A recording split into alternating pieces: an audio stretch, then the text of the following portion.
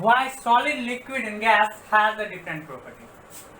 The factor that a solid, liquid and gas have a different property depend on these three factors. That is the space between the particle, the force of attraction between the particle and the amount of movement of particle or the kinetic energy of the particle. Now see, the space between the particle. As we know that the space between the particle of a solid is very low.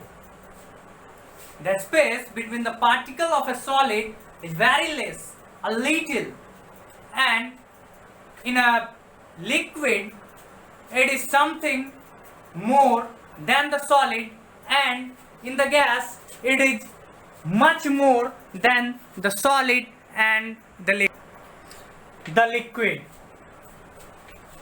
And the force of attraction between the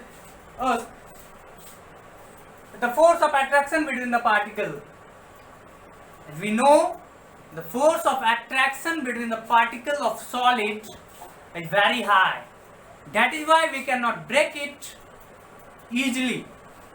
And the force of attraction in a liquid is little low than that of solid, and in the gas it is the force of attraction is very low, and the amount of movement of particle or the kinetic energy of the particle, the movement of the particle, the particle of a solid has a very negligible movement, but the liquid has some movement in its particle, but the gas has much movement.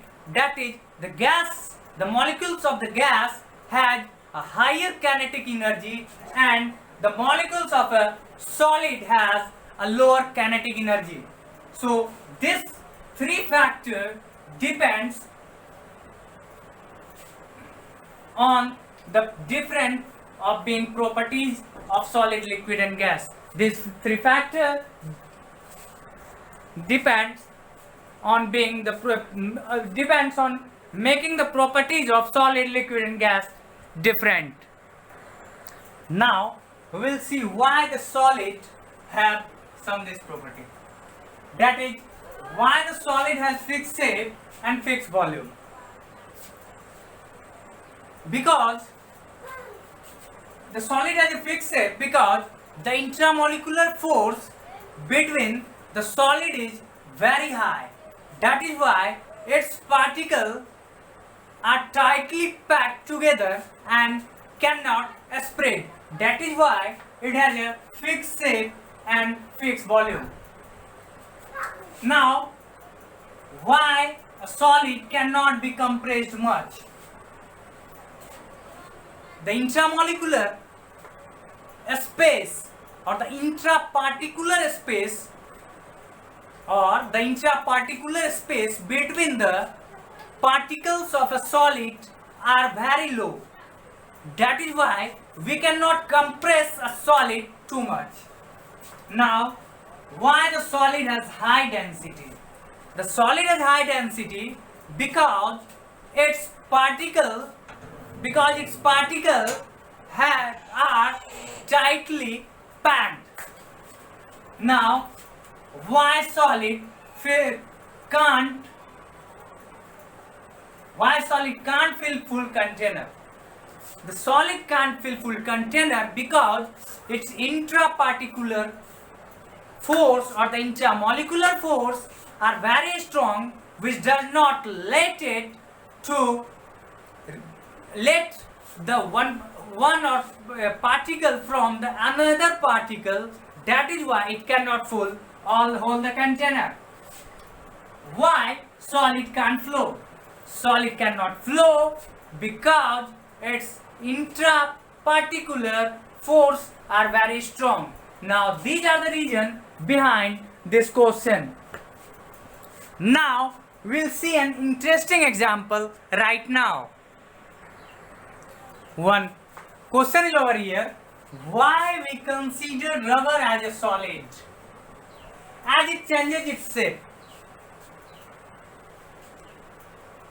As till now we have read that solid has a fixed shape and fixed volume. But on stretching a rubber, it changes its shape.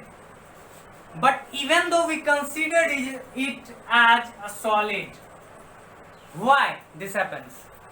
Why we considered rubber as a solid, as it can change shape, and the properties of solid is against it, as the solid does not change its shape but the rubber changes its shape. So the reason behind this is that the changing of the shape of the rubber is because of the pressure exerted on the rubber band. When we exert a pressure on a rubber band, although it changes its shape, but when we remove or we leave the pressure, then again it comes to its original shape. That is why we considered the rubber as a solid. And one more example we will take.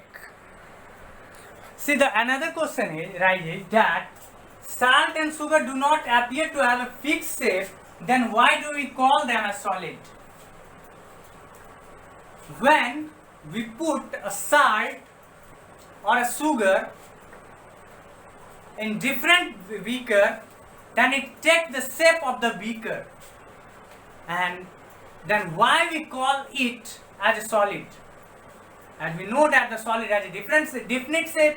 Solid has a definite shape, but the salt and the sugar take the shape of the jar in which they are kept.